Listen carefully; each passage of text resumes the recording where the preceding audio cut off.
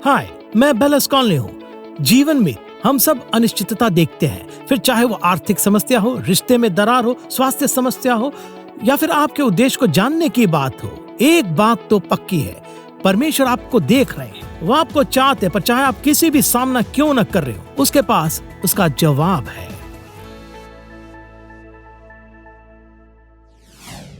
नमस्ते दोस्तों, मुझे खुशी है कि आप मेरे साथ आज जुड़े।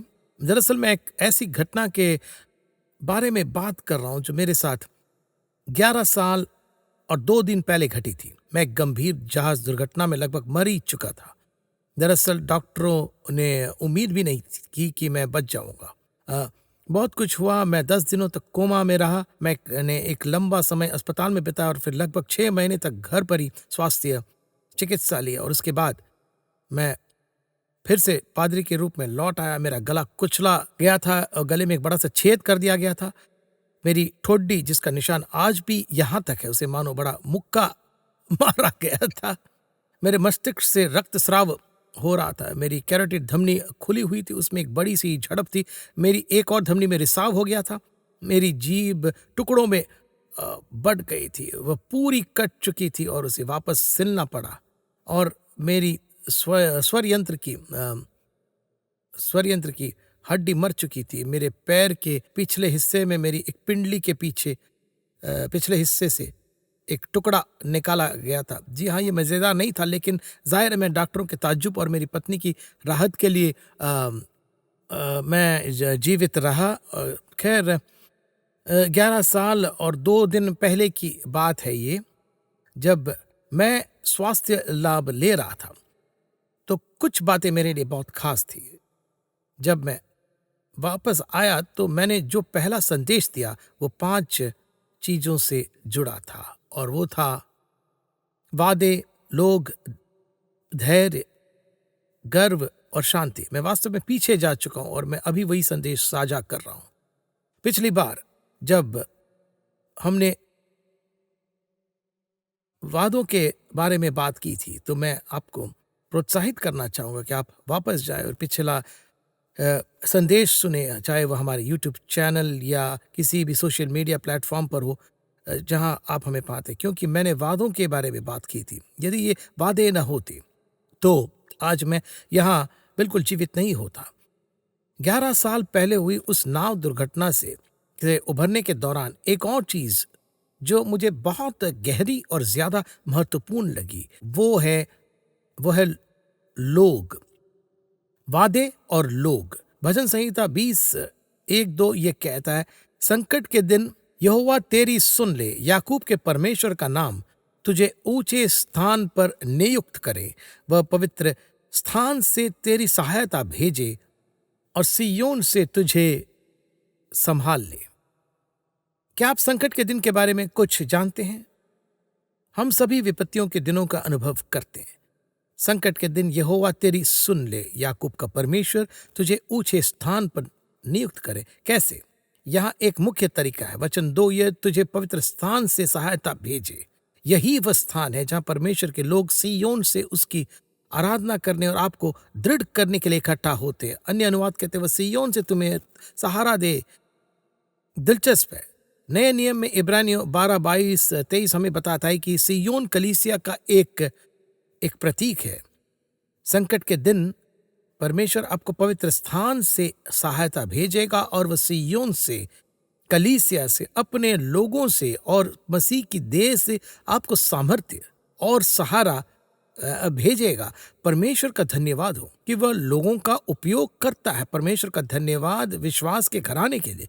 जब मेरा एक्सीडेंट हुआ था और ऐसा लग रहा था कि मैं बच नहीं पाऊंगा और काफी समय तक तो मानो जैसे कोई रास्ता ही न बचा हो। डॉक्टरों को नहीं पता था कि मैं कभी सामान्य हो पाऊंगा या नहीं, क्या मैं कभी कोमा से बाहर आ पाऊंगा या नहीं, और यदि मैं बाहर भी आ जाता, यदि मैं यही होता, यदि मेरी सारी क्षमताएं ठीक हो जाती, क्योंकि मेरे मस्तिष्क को बहुत गहरी चोटें पहुंची थी, तो उन्हें नहीं पता था कि मैं कभी सामान्य रूप से काम कर पाऊंगा या नहीं। लेकिन कलीसिया एकजुट हो गए और उन्होंने मेरे लिए प्रार्थना की। दरअसल काफी लोगों ने मुझे सालों से बताया है कि उनकी अब तक की सबसे अद्भुत प्रार्थना सभा तब हुई थी जब मेरी एक्सीडेंट के ठीक बाद एक रात कलीसिया इकट्ठी हुई और मेरे लिए प्रार्थनाएं की गई। दरअसल कुछ समय पहले मैं पादरी केनेथ मुल्की से बात कर रहा था। वो हमारे स्टाफ के सबसे अनमोल पादरियों में से एक है और प्रभु के एक महान सेवक हैं। उन्होंने कहा, मैं अपने जीवन में पहले कभी ऐसे माहौल में नहीं रहा। दोस्तों, हम मसीह की वापसी के जितने करीब है उतना ही ज्यादा हमें एक साथ इकट्ठा होना चाहिए। और पवित्र शास्त्र कहता है हमें एक साथ इकट्ठा होना नहीं छोड़ना चाहिए, जैसा कि कुछ लोगों की रीति या आदत होती है। कलीसिया न जाने की आदत पड़ना आसान है। मुझे पता है, मैं अभी किसी से बात कर रहा हूँ। अब जब पूरी दुनिया में महामारी फैले तो आपने कभी कभार ऑनलाइन कलीसिया जाना शुरू किया और तब से आप कभी भी नियमित रूप से कलीसिया नहीं गए। दोस्तों, तुम्हें फिर से शारीरिक रूप से कलीसिया जाना शुरू करना होगा। तुम्हें एक दूसरे के साथ इकट्ठा होना नहीं छोड़ना चाहिए। अब यहाँ पर मीडिया के लिए परमेश्वर का धन्यवाद हो, मतलब हम अभी यही तो कर रहे हैं। ये एक अच्छी बात है और मुझे यकीन है कि प्रभु का हाथ इस पर है और इससे लोगों की मदद की जा सकती है। लेकिन हर किसी को एक स्थानीय कलीसिया की जरूरत होती है। जी हाँ, आपको एक ऐसे स्थानीय कलीसिया की जरूरत है जो यीशु से प्रेम करती है, जो सुसमाचार से शर्मिंदा न हो, जो आत्माओं को जीतते हो और जो प्रभु के वचन का प्रचार करते हो। अगर आप एक आदर्श कलीसिया की तलाश में हैं तो उसे भूल ही जाइए। आज ऐसे कोई कलीसिया है ही नहीं। कुछ लोग सोचते हैं ओ कॉटनवुड हमारी कलीसिया का नाम नहीं है। काश मैं कैलिफोर्निया में रहकर कॉटनवुड आ पाता। क्या आपको पता है हम एक आदर्श कलीसिया की नहीं है। जैसे ही कि मैं उसके भीतर जाता हूँ वो सिद्ध नहीं लगती। जैसे ही आप इसके भीतर जाते हैं वो सिद्ध नहीं होती। एकमात्र सिद्ध व्यक्ति यीशु है, पर परमेश्वर अपूर्ण लोगों का ही उपयोग करता है, इसलिए हमें कलीसिया की जरूरत है। तो आप कभी भी अकेले नहीं पढ़ना चाहेंगे। जो लोग अकेले पढ़ जाते हैं तब संकट के दिनों में उन्हें संभालने वाला कोई नहीं होता। क्यों? क्योंकि प्रभु सहायता भेजता है, वो सामर्थ्य भेजता है, वो सिय्योन से कलीसिया से मदद भेजता है। मुझे याद है कई साल पहले मैंने फ्रांस के एक छोटे से गांव के बारे में कहानी सुनी थी और उनके छोटे से गांव के चौक के बीच में यीशु मसीह की एक सुंदर मूर्ति रखी थी जिसमें उसकी बाहें फैली हुई थी। और लेकिन दूसरे विश्व युद्ध के दौरान उन पर बमबारी की गई और शहर के चौक में एक बम फट गया। और दिलचस्प बात यह है कि इससे मूर्ति चकनाचूर हो गई और उसके टुकड़े उड़ गए। बाद में गांव वाले ने बड़े प्यार से यीशु मसीह की मूर्ति के सभी टुकड़े और सारे खंड इकट्ठा किए और उन्हें वापस जुड़ा दिए, लेकिन उन्हें मूर्ति के हाथ कभी नहीं मिले। तो अब उनके पास यीशु मसीह की बस एक मूर्ति है जिसमें उसकी बाहें फैली हुई है मगर उसके हाथ नहीं है। किसी ने कहा, बिना हाथों के हमारे यीशु मसीह का क्या फायदा।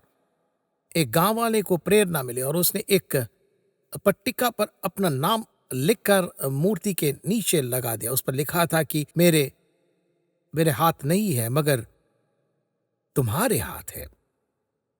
यह कितना सच है। मेरे हाथ नहीं है मगर तुम्हारे हाथ है। अब निश्चित रूप से हम समझते हैं कि पवित्र आत्मा परमेश्वर का हाथ है, वो हमें स्पर्श करता है और आगे जाता है।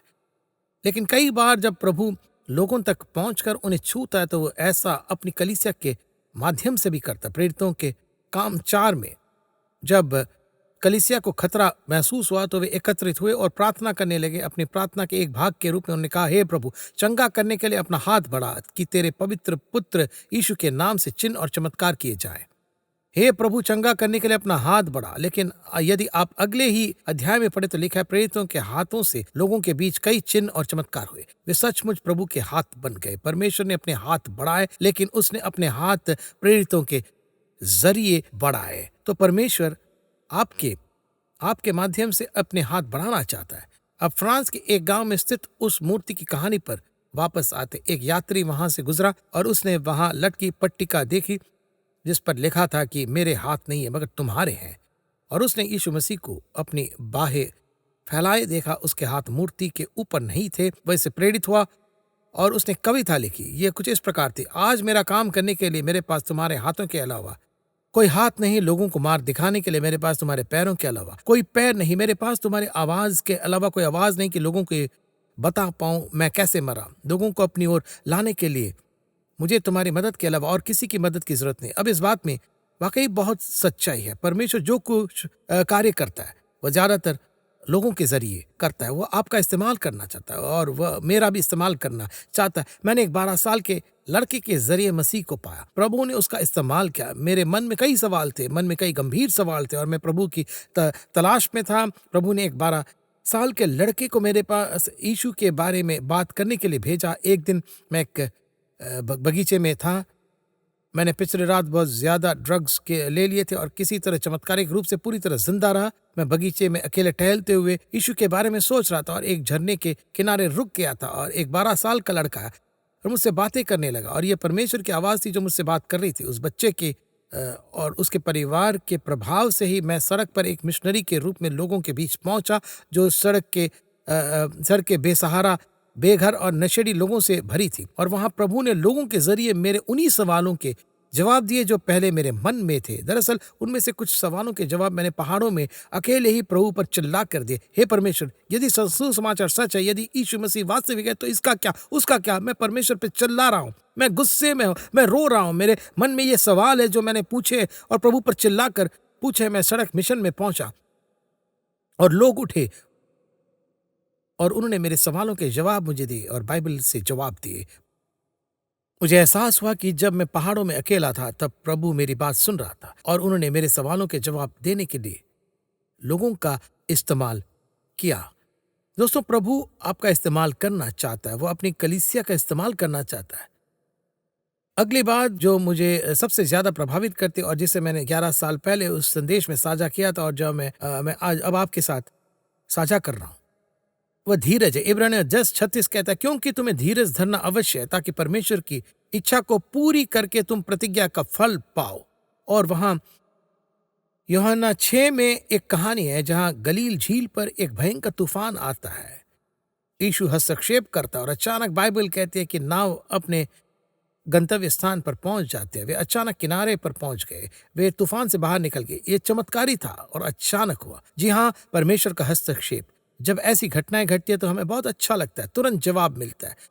लेकिन फिर हम प्रेरितों के काम 27 में पढ़ते हैं जहां प्रेरित पौलुस और उसके साथी एक जहाज पर सवार थे, एक भयंकर तूफान में फंस गए। लेकिन यह तूफान पल भर में खत्म नहीं हुआ, यह कई दिनों तक चला। दरअसल लगभग 2 हफ्ते तक चला होगा। उन्होंने कई दिनों तक सूरज की रोशनी या चांद की रोशनी या किसी तारे को भी नहीं देखा होगा। सबसे बुरी चीजों में से एक, सबसे बुरी भावनाओं में से एक जो आपके साथ हो सकती है वह है समुद्री बीमारी। अगर आपको कभी समुद्री बीमारी हुई है तो आप सोचेंगे, यार मैं अपनी जिंदगी भर की जमा पूंजी दे दूंगा, मैं कुछ भी देने को तैयार हूं अगर कोई मुझे बचाने के लिए हेलीकॉप्टर भेज दे। वे इस तूफान में कौर की तरह कई दिनों तक अंधेरे में ऊपर नीचे और इधर उधर पटकते रहे और उनकी बचने की सारी उम्मीदें खत्म हो गई थी। फिर उन्हें चमत्कारिक ढंग से बचा लिया गया। प्रेरित पौलुस के सामने एक स्वर्गदूत प्रकट हुआ और कहा, देखो तुम जहाज को खोने वाले हो लेकिन तुम सब जन सुरक्षित रहेंगे। हुआ भी ऐसा ही। जहाज एक चट्टान पर टूट गया, तूफान थमा नहीं था और वे सब तैरकर किनारे पहुंच गए। कुछ लोग टूटे हुए जहाज के टुकड़ों पर लटके हुए थे लेकिन वे सब सुरक्षित किनारे पहुंच गए और आखिरकार तूफान अपने आप थम गया। दोनों कहानियों में परमेश्वर का दिव्य हाथ था। पहली बार तो तुरंत हुआ और ऐसा ही हुआ। दूसरी बार एक प्रक्रिया थी और इसमें लंबा समय लगा और इसमें बहुत सारा नाटक शामिल था। सच कहूं तो मैं प्रेरितों के काम 27 की बजाय यूहन्ना 6 में रहना ज्यादा पसंद करूंगा। लेकिन आप खुद को जिस भी स्थिति में पाएं, अपनी आत्मा को शांति दें क्योंकि प्रभु विश्वसनीय है, वह आपको उसमें से पार करा देगा। जब मैं नाव दुर्घटना से गुजरा तो मैंने कामना की कि काश मेरी सारी शारीरिक तंदुरुस्ती तुरंत हो जाती। कुछ हद तक हुई भी। मेरे मस्तिष्क से खून बह रहा था और वो अपने आप बंद हो गया। डॉक्टरों को कुछ करने की जरूरत नहीं पड़ी। मानो मेरे हालत बस एक बड़े गर्म पानी के सोते जैसी थी। मेरी एक धमनी में अचानक रिसाव हो गया था। फिर मेरी कैरोटीन धमनी में एक बड़ी सी झड़प हो गई थी। हर बार जब मेरा दिल धड़कता तो उस कैरोटीन धमनी में बहुत सारा खून बह जाता। डॉक्टर अंदर जाकर उन चीजों पर काम करने और ये देखने के लिए तैयार थे कि वे क्या कुछ कर सकते हैं। उनके सामने ही मेरी कैरोटीन धमनी और बाकी धमनियां भी सील हो गए। वे आज भी पूरी तरह ठीक है। ये चीजें जो तुरंत ठीक हो गई, लेकिन कुछ और चीजें जैसे मेरा गला और निगलने की क्षमता, पानी पीने की क्षमता, बोलने की क्षमता, और ये सब एक ऐसी प्रक्रिया थी जो काफी लंबे समय तक चलती रही। दरअसल मुझे याद है मैंने पहली बार क्या पिया था, पर मुझे ऐसा नहीं करना चाहिए था। मुझे कुछ समय के लिए एक स्पीच थेरेपिस्ट के साथ काम करना पड़ा और जब उसे पता चला कि मैंने कुछ पी लिया, तो वो बहुत गुस्सा हुई। और क्योंकि जैसा कि मैंने कहा, मेरा स्वर यंत्र बिल्कुल खराब हो चुका था और वह इस समस्या को जानती थी। उसने कहा, तुम मर जाओगे। वो मुझ पर गुस्सा हो गई। मैंने कहा, बहुत बुरा हुआ, मुझे खेद है, तो मैं पहले ही मर चुका हूँ। दरअसल सबसे पहले मैंने एक कप चाय पी ली थी। मुझे इसे पीने में 90 मिनट लगे और ज़्यादातर मेरे फेफड़ों में चले गए। लेकिन मैंने कहा, मैं ये यीशु के नाम में करने जा रहा हूँ। मुझे वो चाय का कप नीचे लाने में 90 मिनट लग गए। मेरी पत्नी ऊपर गई और अपने सिर पर तकिया रखकर रोने लगी, क्योंकि उसे नीचे से मेरी खांसी और उबकाई की आवाज़ सुनाई दे रही थी, मानो मैं मर रहा हूँ। लेकिन मैंने ठान लिया था कि मैं ऐसा करूँगा। और जानते हैं, लगभग 4 महीने बाद वो स्वर यंत्र फिर से ज़िंदा हो गया और अब मैं जो चाहूँ वो खा पी सकता हूँ। और लेकिन हाँ, ये एक लंबा सफ़र तो था बिल्कुल। काश ये सब प्रक्रिया इतनी जल्दी हो जाती, पर ऐसा नहीं हुआ, क्योंकि हे परमेश्वर, तेरी दृष्टि में ये अच्छा ही लगा। मुझे बस उसके वादे पर भरोसा है। आपको उसके वादे पर भरोसा रखना होगा और ज़िंदगी की समय समय सारणी उसी पर छोड़ देनी होगी। हम अगली बात पर जाएँगे, जो वास्तव में प्रभु ने मेरे साथ पूरे स्वास्थ्य सुधार और उसके अहंकार के दौर में की थी। मुझे आत्मसम्मान और विनम्रता के बारे में कुछ निरंतर सबक मिले। सबसे पहले, इतना जरूरतमंद और दूसरों पर निर्भर होना मेरे लिए बहुत ही विनम्र करने वाला था। घर पर स्वास्थ्य चिकित्सा स्वास्थ्य चिकित्सा लेते हुए अपनी पत्नी द्वारा की गई देखभाल की जरूरत महसूस करना मुझे बहुत ही विनम्र करता करता था। मुझे ही उसकी देखभाल करनी चाहिए थी। मैं पुरुष हूं और ज्यादातर पुरुष इस बात को समझते हैं। इस कमजोर हालत में होना मेरे लिए बहुत ही विनम्र करने वाला था। फिर लोगों पर प्रभाव डालने के लिए प्रभु ने मुझे जो मुख्य मुद्रा दी है, वह है मेरी वाणी, मेरी आवाज। परमेश्वर ने मुझे यही दिया है।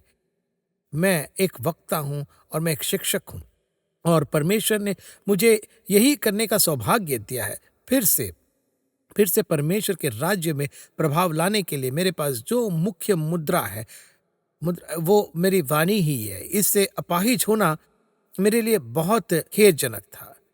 सच कहूं तो मैं मैं बिल्कुल बोल नहीं सकता था। मैं समझ नहीं पा रहा था और मेरी जुबान काम नहीं कर रही थी। मुझ में निगलने की सामर्थ्य बिल्कुल नहीं थी। मुझे हर 20 मिनट में अपना मुंह को खाली करना पड़ता था, क्योंकि अगर मैं ऐसा नहीं करता तो लार मेरे फेफड़ों में चली जाती थी। मैं अपनी लार भी नहीं निकल सकता था। कम से कम इतना तो कहना ही पड़ेगा कि मैं बहुत असहाय हो गया था, कि मैं कोई बातचीत नहीं कर पा रहा था, ठीक से बोल नहीं पा रहा था या ढंग से बोल नहीं पा रहा था। और मुझे स्पीच थेरेपिस्ट के पास जाना पड़ता था और यह लड़की मुझे शब्द बोलने में मदद करने की कोशिश कर रही थी और मैं एक शब्द नहीं बोल पा रहा हूँ। और अब मैं शब्दों को इकट्ठा नहीं समा पा रहा हूँ। और मुझे याद है, सबसे पहले मैं एक दोस्त के घर गया जहाँ एक बच्चे का समर्पण समारोह आयोजित किया गया था। उन्होंने कहा, पासवान, क्या आप हमारे नए बच्चे को समर्पित करने आएंगे? वो मेरे दोस्त थे और मैं सचमुच मना नहीं कर सका, लेकिन मैं सचमुच ठीक से बोल नहीं पा रहा था। मुझे याद है कि मैं वहां था और उस बच्चे को गोद में लिए हुए था। मैं बिल्कुल दुबला पतला हुआ था। मैंने 25 पाउंड वजन कम कर लिया था। मेरे पास अभी भी यह बैग लटकी थी और मैं जो कुछ भी खा रहा था, मेरे पेट में एक नली लगी थी जो मेरी बगल से होकर मेरे पेट में जा रही थी। अगर मैं खाता तो मुझे ये तरल भोजन लेना पड़ता और उन्हें वहां डालना पड़ता, तो मेरे पेट पर एक नली लगी हुई थी। तो मैं एक दुबला पतला आदमी वहां मौजूद हूँ और मैं इस बच्चे का समर्पण कर रहा हूँ। मुझे लगता है कि वहां कोई भी मेरी बात समझ नहीं पाया। मुझे आज भी उस दर्द की चुंबन याद है। ये मेरे आत्मसम्मान पर आघात था। ये बहुत ही अपमानजनक था। लोग मेरे पास आकर कहते कि अरे पासवान, आप बहुत अच्छे लग रहे हैं, हमें फर्क साफ दिखाई दे रहा है, आपकी आवाज और भी तेज होती जा रही है। मैं सोचता, तुम बहुत झूठे हो। हर कोई मुझसे झूठ बोल रहा था और मुझे ये पता था। और मेरे साथ ईमानदार सिर्फ मेरा 3 साल का पोता सॉयर ही था। मुझे याद है, एक दिन घर पर उसने मुझे देखा और कहा, पापा, आपकी आवाज इतनी अजीब क्यों लग रही है? आप कब फिर से सामान्य बातें करना शुरू करोगे? सिर्फ वही मेरे साथ ईमानदार था। बहुत ही बहुत ही मुश्किल था। फिर मेरे साथ हुई दुर्घटना की परिस्थिति, हालांकि परमेश्वर ने न तो योजना बनाई थी और न ही उसने उसे जन्म दिया था, लेकिन परमेश्वर ने जरूर इसका इस्तेमाल किया था। उसने मुझ पर, मेरे अपने मन में प्रकाश डाला और मुझे अपने हृदय में मौजूद अहंकार पर विचार करने और उसे निपटने के लिए प्रेरित किया। मुझे एहसास ही नहीं था कि मुझ में अहंकार है। मुझे उन चीजों से निपटना था और प्रभु के सामने उसे व्यक्त करके कहना था कि हे परमेश्वर, मुझे नहीं पता था कि ये मेरे भीतर मौजूद है। ये बहुत ही अफसोसजनक है। मैं नहीं जानता था कि मैं इन बातों और दूसरी बातों को लेकर इतना घमंडी हो जाता था। लेकिन अच्छी खबर इसमें यह है कि 1 पत्रस 5:5 NKJV में लिखा है, परमेश्वर अभिमानियों का विरोध करता परंतु दीनों पर अनुग्रह करता है। इसलिए परमेश्वर के बलवंत हाथ के नीचे दीनता से रहो, जिससे वह तुम्हें उचित समय पर बढ़ाए। याकूब 4:10 कहता है, प्रभु के सामने दीन बनो तो वह तुम्हें ऊंचा उठाएगा। मत्ती 23:12 कहता है, और जो कोई अपने आप को बड़ा बनाएगा वह छोटा किया जाएगा, और जो कोई अपने आप को छोटा बनाएगा वह बड़ा किया जाएगा। एक विनम्र स्थान लेना और अपने अभिमान को त्यागना परमेश्वर के साथ मेरे अपने जीवन में अत्यंत लाभदायक ठहरा। शायद आपने मेंढक और बत्तखों की कहानी सुनी होगी। उनका अपना एक छोटा सा तालाब था और वे इकट्ठा पानी में उछल कूद करते थे, खूब मस्ती करते थे, क्योंकि और दोस्त भी थे। लेकिन फिर एक दिन तालाब सूख गया। बत्तख ने कहा, देखो छोटे मेंढक, खेद है लेकिन हमें उड़कर दूसरा तालाब ढूंढना होगा। छोटे मेंढक ने कहा, तो मेरा क्या होगा? बत्तख ने कहा, देखो हमें नहीं पता कि तुम्हारी मदद कैसे करें, हम उड़ सकते हैं, तुम्हें भी उछलना होगा क्योंकि बाहर बहुत गर्मी है। शुभकामनाएं। मेंढक ने कहा, 1 मिनट रुको, मेरे पास एक उपाय है। वह वहां गया और मुंह में एक लंबी छड़ी लेकर वापस आया।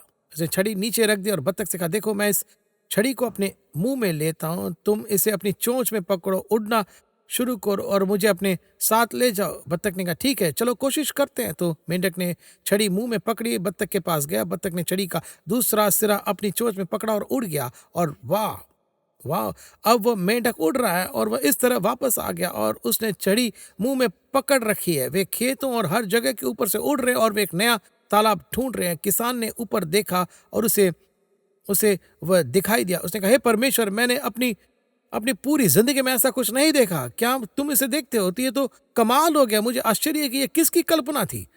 तो उस छोटे मेंढक ने कहा, यह मेरी कल्पना। जी हाँ, नाश से पहले घमंड आता है और पतन से पहले अहंकारी आत्मा। दोस्तों, घमंड से फूलना कभी अच्छा नहीं होता। सच तो यह है कि यीशु के बिना हम सब मजाक है। एक ऐसा सबक था जो दुर्घटना के बाद, मेरे ठीक होने के बाद मुझे बहुत गहराई से समझ आया। फिर आखिरी बात मैं आपसे ये कहना चाहूंगा, वह है शांति से। मेरा मतलब शांति के राजकुमार से है। यीशु शांति का राजकुमार है। यशायाह 9:6 में उसे यही उपाधि दी गई। सच यह है कि उसने हर क्षेत्र में काम किया। सबसे पहले हमने प्रतिज्ञाओं की बात की, वादे तो उसने ही दिए थे। हमने लोगों के बारे में बात की और वही है जिन्होंने लोगों को बनाया, इकट्ठा किया और प्रेरित भी किया। पर इसके पीछे कौन था? यीशु ही था। वादों का श्रेय केवल उसी को जाता है, लोगों का श्रेय उसी को ही जाता है। उसकी निष्ठा, ईमानदारी के बिना धैर्य व्यर्थ होगा। इससे कोई फर्क नहीं पड़ेगा। आप तब तक धैर्य रख सकते हैं जब तक कि नरक जम न जाए। अगर प्रभु यीशु मसीह निष्ठावान और ईमानदार न होता तो इससे कोई फर्क नहीं पड़ता। तब वह हमसे इतना प्रेम करता है कि हमारे हृदय में मौजूद उन सभी मनोवृत्तियों या अहंकार जैसी समस्याओं को प्रकट कर देता है जो उसके साथ हमारे चलने में बाधा बन सकते हैं। फिर अपने अनुग्रह से वह हमें उन मनोवृत्तियों और हृदय की उन समस्याओं पर विजय पाने में सक्षम बनाता है जो बाधा बन सकती है। मैं बस यही आश्चर्य करता हूँ जैसे मैं इस उपदेश को समाप्त कर रहा हूँ। क्या आप उस यीशु को जानते हैं जिससे मैं प्रेम करता हूँ और जिसकी सेवा करता हूँ? क्या आप शांति के उस राजकुमार को जानते हैं? यदि आप उस पर भरोसा रखेंगे तो आप उसे जान पाएंगे। सबसे पहले वो आपको परमेश्वर के साथ शांति प्रदान करना चाहता है। बाइबल कहते हैं कि हम सब परमेश्वर के शत्रु थे और परमेश्वर के लिए पूरी दुनिया खोई हुई है। सारा संसार पाप कर चुका है और परमेश्वर की महिमा से रहित हो गया है। स्वभाव से ही हम परमेश्वर के शत्रु हैं, उससे अलग हो गए हैं। पर क्रूस पर यीशु ने लहू बहाने के द्वारा वो हमें परमेश्वर के साथ शांति प्रदान करने के लिए आया। यह ठीक ऐसा ही है जब आप उन राष्ट्रों की बात करते हैं जो युद्ध में थे और अचानक शांति स्थापित हो गई। प्रभु यीशु मसीह के क्रूस पर बलिदान के कारण हम परमेश्वर के साथ शांति पा सकते हैं। उसने हमारे पापों को अपने ऊपर ले लिया और हमारे स्थान पर अपनी जान दे दी। उसे मेरे पापों की सजा मिली, उसे आपके भी पापों की सजा मिली, और तीसरे दिन हमारे पापों की कीमत चुकाने के बाद उसे मृतकों में से जिलाया गया। पवित्र शास्त्र कहता है, जो कोई प्रभु का नाम लेगा वो उद्धार पाएगा। हम परमेश्वर के साथ शांति पा सकते हैं और यही उद्धार है। फिर जब हम परमेश्वर के साथ शांति पा लेते हैं तो हम परमेश्वर की शांति को जान सकते हैं। फिलिपियों की पुस्तक में बाइबल कहती है कि किसी भी बात की चिंता न करो, परंतु हर बात में प्रार्थना और विनती के द्वारा परमेश्वर के सम्मुख अपनी विनती उपस्थित करो। तब परमेश्वर की शांति जो समझ से परे हमारे हृदय और विचारों को मसीह यीशु में सुरक्षित रखेगी। एक ऐसी शांति है जो समझ के बिल्कुल परे है, ऐसी शांति जो आपको तूफान के बीच में मिल सकती है। चाहे आप आसपास राजनीतिक रूप से अजीबोगरीब चीज़ें हो रहे हो, चाहे आपके देश में अजीबोगरीब चीज़ें हो रही हो, चाहे आपके परिवार में अजीबोगरीब चीज़ें और नाटक हो रहे हो, तब भी आपको ये शांति मिल सकती है, क्योंकि यह सारी बुद्धि और समझ के परे है। यह परमेश्वर की शांति है, यह तसल्ली है। इसे इब्रानियों ने शालोम कहा था। यह हृदय और मन की शांति है जो आपके जीवन के सभी क्षेत्रों को प्रभावित करते। आप परमेश्वर की शांति को जान सकते। दोस्तों, अगर आपने अपने जीवन में शांति नहीं पाया तो जिस शांति की मैं बात कर रहा हूँ आज प्रभु उसे आपको देना चाहता है। यीशु ने कहा, मैं अपनी शांति तुम्हें देता हूँ, मैं अपनी शांति तुम्हारे साथ छोड़ता हूँ। तुम्हारा मन न व्याकुल हो और भयभीत न हो। वो आपको अपनी शांति देना चाहता है, परंतु पहले आपको प्रभु के साथ शांति की सख्त जरूरत है। ये इस प्रकार आपको ये पहचानना होगा कि आप एक पापी है और फिर अपना अपराध स्वीकारना होगा, तभी आप उसकी दया प्राप्त कर सकते हैं। तो अब दोस्तों, तुम्हें बस अपने अपराधों के लिए विनती करना है। हे परमेश्वर, मैं एक पापी हूँ, मैंने पाप किया है और मुझे मेरे अनुग्रह की जरूरत है। मुझे यकीन है कि तेरे पुत्र यीशु मसीह ने मेरे लिए अपनी जान दी। मैं अपने अपराधों का अंगीकार करता हूँ और यीशु मसीह की प्रभुता स्वीकारता हूँ। हे यीशु, मेरे हृदय में आ, मेरा प्रभु और उद्धारकर्ता बन जा। अगर आप ऐसा करेंगे तो आपके जीवन में आएगा और तब प्रभु की शांति पा सकेंगे। मैं बस आपको यही बताना चाहता हूँ, यदि आपने हमसे कभी संपर्क नहीं किया, यदि आप ये प्रसारण देख रहे हैं या हमें ऑनलाइन सुन रहे हैं या जो भी कर रहे हैं, तो मुझे आपसे सुनना अच्छा लगेगा। इससे मुझे प्रोत्साहन मिलेगा। हमारी टीम को आपसे एक ईमेल या पत्र मिलने से हमें प्रोत्साहन मिलेगा, ताकि हम हमें बता सके कि क्या ये आपके लिए कुछ मायने रखते हैं। यदि आपको ऐसा करने में कोई आपत्ति नहीं है तो हम आपके बहुत आभारी होंगे। दरअसल इससे भी बढ़कर इन प्रसारणों को आप तक पहुंचाने के लिए, इस संदेश को आप तक पहुंचाने के लिए प्रार्थनाओं की आवश्यकता होती है, लेकिन साथ ही इसके लिए एक भौतिक लागत भी जरूरी है। कई हाथ एक भारी बोझ को हल्का कर देते। यदि हर कोई कुछ कर सके, हर कोई जो अभी सुन रहे, यदि वे हमारी मदद के लिए कुछ कर सके, यदि आप कुछ दान राशि भेज सके, तो इससे हमें आप तक और दुनिया भर के कई लोगों तक कई भाषाओं में ये संदेश पहुंचाने में मदद मिलेगी। क्या आप ऐसा करने के लिए प्रार्थना करेंगे तो हम आपके बहुत आभारी होंगे। अगली बार तक मैं आपसे बस इतना कहूंगा कि परमेश्वर का अनुग्रह आप पर हमेशा हमेशा बना रहे। हम बिल स्कॉनली के मित्र और पार्टनर्स का धन्यवाद करते हैं, जिनके द्वारा ये प्रोग्राम संभव हुआ है। अधिक जानकारी और प्रेरणा के लिए billisconley.com पर जाइए।